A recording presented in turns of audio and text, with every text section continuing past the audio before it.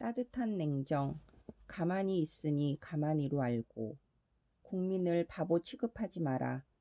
2018년 말 마크롱 대통령의 유류세 인상을 반대하며 프랑스 전역에서 들고 일어난 노란 조끼 시위대의 팻말에는 이런 문구가 적혀 있었다. 가난은 에펠탑 뒤에 감춰져 있어요. 세계 각지에서 몰려온 취재 카메라에 대고 시위 참가자들은 이렇게 말했다. 노란 조끼는 기본적으로 반정부 운동이지만 정치적인 성격보다는 민생 문제 해결을 요구하는 성격이 강했다. 에펠탑으로 상징되는 파리 화려함 뒤에 숨은 빈곤과 불평등 문제를 해결해 보자며 시민들이 거리로 쏟아져 나왔다. 주말마다 노란색, 형광색 조끼를 걸쳐 입은 수만 명의 시위대가 주요 도시로 운집했다. 첫 발단은 세금 문제였다. 정부가 서민들에게 부담을 주는 유류세를 대폭 올리겠다고 하자 민심이 폭발했다. 가뜩이나 마크롱 정부가 대기업 등 소득 상위 집단에게만 과세 배려를 해준다는 불만이 높았는데 기름을 부은 격이었다. 제일 처음 나선 것은 유류세 직격탄을 맞게 된 생계형 운전자였지만 차츰 실업자들과 청년, 일반 시민으로 대열이 확대되었다. 프랑스 역시 유럽의 다른 나라들과 마찬가지로 저성장과 취업난 등 경제 문제에 시달리고 있던 와중이었다. 거기다 대고 마크롱 대통령은 일자리가 널렸다는 말을 했고 결국 지지율은 한때 10%대로 추락하는 최악의 위기를 맞기도 했다. 집회는 들불처럼 번졌다. 해를 넘겨도 수그러들 기미를 보이지 않았다. 시위 구호는 갈수록 다양해졌다. 살림살이를 넘어 사회 구조적인 문제들을 고찰하는 거대 담론으로 확산되었다. 빈부격차라든가 지역 불균형, 불공정 경쟁 구도 전반에 관한 불만들이 본물 터지듯 분출되었다. 간혹 일부 집회가 폭력 시위로 변질되기도 했지만 적어도 평화 시위대가 외치던 구호들은 하나의 메시지로 모아졌다. 같이 좀 살자. 프랑스 사회의 아픈 환자들은 전문가들이 제 할 일을 소홀히 했다고 여겼다.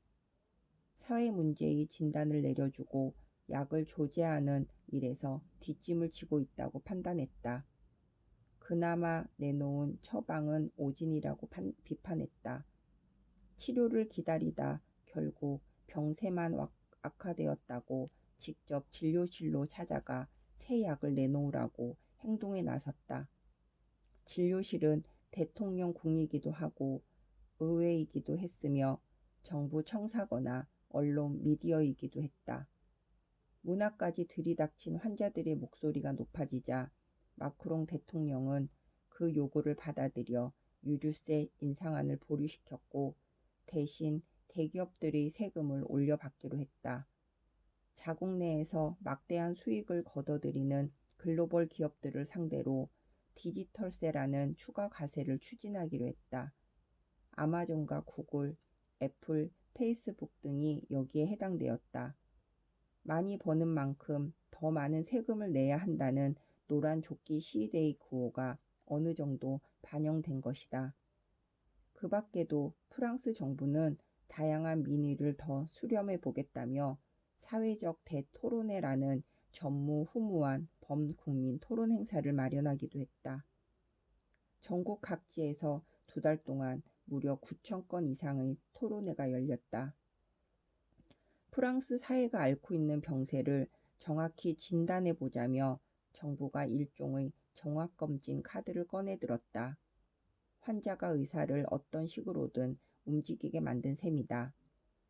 병상에 누운 환자가 아프다고 소리치는데도 의료진이 코빼기도 안 보인다면 어떻게 해야 할까? 거동이 가능한 환자라면 직접 복도로 나가 간호사를 찾거나 의사가 있는 진료실 문을 두드리게 될 것이다. 사회적인 질병도 마찬가지다.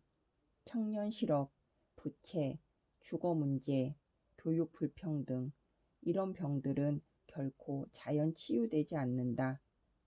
전문가들이 제때 치료를 해주어야 하는데 그 일을 방기하고 있다면 찾아가 따져야 한다. 제대로 하라고 요구하고 독촉도 해야 한다. 듣지 않으면 듣지 않는 책임도 물어야 한다. 그것은 투표가 될 수도 있고 캠페인이나 사회운동이 될 수도 있고 필요하다면 프랑스처럼 집회나 시위가 될 수도 있다. 그 무엇이든 환자들에게는 생존을 위한 자구책이나 다름없다. 굳이 힘든 행동에 나설 것 없이 투표만으로도 생각보다 많은 걸 바꿀 수 있다. 내 삶을 나아지게 할 정책을 누가 제시했고 누가 잘 이행해 왔는지 조금만 관심을 기울이면 얼마든지 파악할 수 있다. 판단이 내려졌다면 그 다음 단계도 어려울 게 없다. 선거 당일 그저 10분에서 20분 정도의 시간을 내어 가까운 투표소에 들르면 된다. 그 정도 수고만 감내하면 된다. 그러나 그럼에도 젊은이들의 투표 참여율은 어떤가? 2019년에는 2000년생들이 투표권을 갖게 된다. 그들이 대학 또는 사회로 진출하는 시점이기도 하다. 동아일보는 2019년 3월 개강 시즌에 맞춰 2000년생이 온다라는 시리즈 기사를 연재하였다. 그 기사는 2000년생들을 일컬어 공정성을 중시하는 공정세대라고 하였다. 다만 그들은 자신과 직접적으로 연관된 공정, 불공정 문제에만 예민하게 반응하고 사회 구조적인 공정, 불공정 문제에는 오히려 둔감하다는 분석을 덧붙였다. 신문은 그 이후로 치열한 경쟁에 너무 일찍 적응해버린 세대라는 슬픈 해석을 내놓았다. 태어날 때부터 기회가 불평등하다는 걸 경험으로 깨달았고 특히 교육과 입시 현장에서 그것을 체득했다. 아무리 똑똑하고 노력을 많이 해도 사교육 등의 지원 없이는 꿈을 이루기 힘든 현실을 목격하면서 체념에 익숙해졌다는 분석이다. 그래서 당장 나를 위협하는 불공정 문제에는 민감하게 반응하되 사회 문제 전반에 대해서는 상대적으로 무관심한 태도를 보인다고 기사는 지적했다. 그러나 비록 개인적인 차원이라고 해도 불공정 문제에 예민하게 반응하는 그 기질 안에 희망이 싹이 들어있다. 문제를 바로잡는 행동의 에너지가 숨어있다. 범위를 개인에서 사회로 조금만 확대한다면 이는 세상의 변화를 도모하는 동력이 될 수도 있다.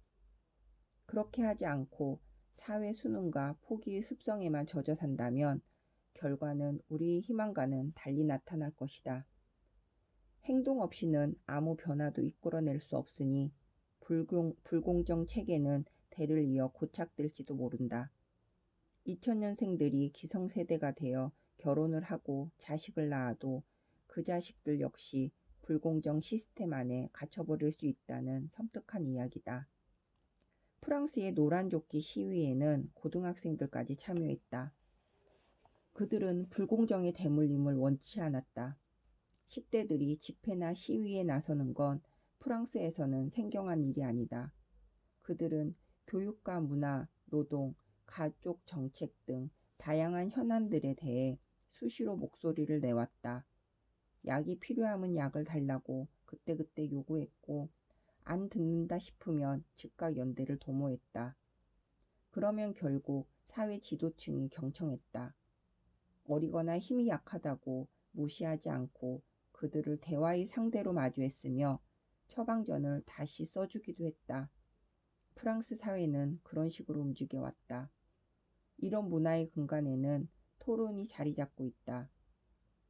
카페마다 커피 한 잔을 사이에 두고 열띤 토론을 벌이는 풍경은 프랑스 지성의 상징처럼 되었다. 토론이란 결국 행동의 전 단계다. 가만히 있지 않기 위한 지혜의 수련 과정이다. 이번 노란조끼 시위를 계기로 마련된 사회적 대토론회에도 프랑스 전역에서 100만 명이 넘는 시민들이 참가한 것으로 추산된다. 실로 대단한 열정이 아닐 수 없다. 세상을 바꾸기 위해 주저없이 머리를 맞대고 행동하는 그 의지가, 그 적극성이 프랑스 사회를 생동하게 만들어 왔을 것이다. 그런 것이 중요하다. 목소리를 낼 때 내고 움직일 때 움직이는 적극성 말이다. 그 적극성이 사회의 주인이 누군지를 재확인시켜준다. 주인은 정치인도 아니고 관료도 아니고 오로지 민중이다.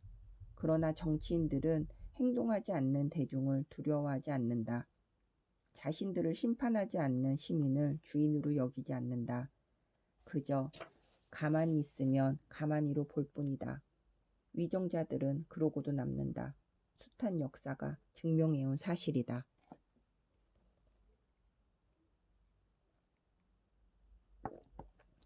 키보드 워리어 말고 투표 워리어. 파이터라는 비장한 단어가 어느 때는 비겁하거나 소극적인 사람을 일컫는 정반대 표현에 붙을 때가 있다. 속된 말이다. 아가리 파이터가 그것이다. 다른 표현으로 키보드 워리어라고도 한다. 본인은 정작 어떤 싸움에 나설 용기도 없으면서 말로만 남을 비판하거나 온라인 익명성에 숨어 댓글 공격 같은 것만 일삼는 사람들을 말한다. 특히 정치에 대해 이런 자세를 취하는 사람들이 적지 않다. 평소 아낌없이 정부와 정치인을 비난하면서도 정작 본인은 어떠한 정책이나 정치 참여 과정에도 가담하지 않는 사람들 말이다. 투표 거부가 대표적이다. 혹은 투표에 참여하더라도 진지한 숙고 없이 그냥 아무에게나 막 표를 던지고 나오는 경우도 해당된다. 막 던진 표는 안 한 것보다 나쁠 수 있다. 결과를 오히려 더 심각하게 왜곡시킬 수 있다. 철학자 플라톤은 말했다. 정치에 참여하기를 거부하여 받게 되는 형벌 중에 하나는 자신보다 못한 사람의 지배를 받게 되는 것이라고. 정치 참여란 곧 내 삶의 환경을 선택할 권리이자 의무다. 수준 높은 정치가와 질 낮은 정치꾼들을 골라낼 찬스이기도 하다. 그런데 그 기회를 그냥 내팽개치면 자격도 없는 이들이 결정권자가 되고 대중은 그들의 저급한 통치 아래 살아야 한다는 게 플라톤의 이야기다.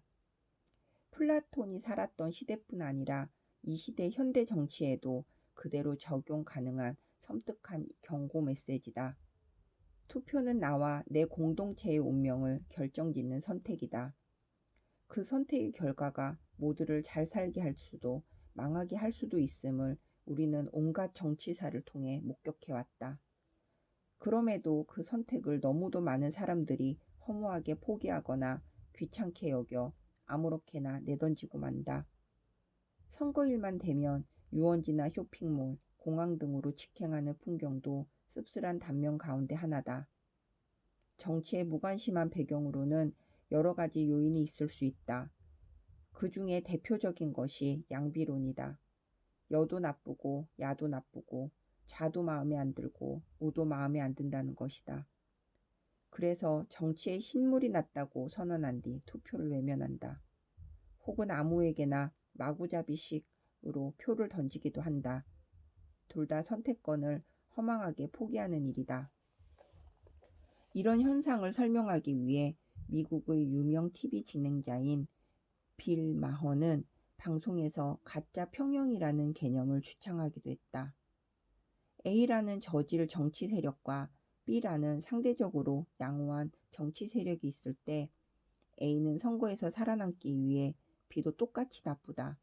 혹은 B가 더 나쁘다. 이렇게 호도한다. 가짜로 평형을 맞추는 것이다. 그런데 그것이 의외로 많은 유권자에게 먹혀든다고 지적했다. 결국 A도 B도 똑같이 나빠. 이런 회의론이 형성되고 만다는 이야기다. 실제로는 좋고 나쁨에 있어 A와 B가 결코 같은 수준이 아닌데 같다고 여기는 잘못된 지각이 가짜 평형에 해당된다. 빌은 특히 A 세력의 가장 강력한 우군이 게으른 사람들이라고 했다. 게으른 사람들은 정치나 정책, 공약 등에 대해 어떤 공부도 하지 않으면서 그저 양쪽 다 나쁘다는 단정만 되풀이한다. 그 결과는 선거 왜곡으로 작용한다. 그들은 투표를 했든 안 했든 올바른 선택을 했을 가능성이 적기 때문에 어떤 결과가 나오더라도 그 선거는 왜곡될 가능성이 높다. 그는 100여 가지 대중음악 장르는 잘 구분하면서 대선 투표 두 사람도 제대로 구분 못하니 정치에 얼마나 무관심한지 단박에 알 수 있다고 하며 특정 세대를 지목하여 일침을 놓기도 했다. 이 말이 어느 세대를 겨냥하는지는 첫 줄만 읽어봐도 바로 알 수 있다.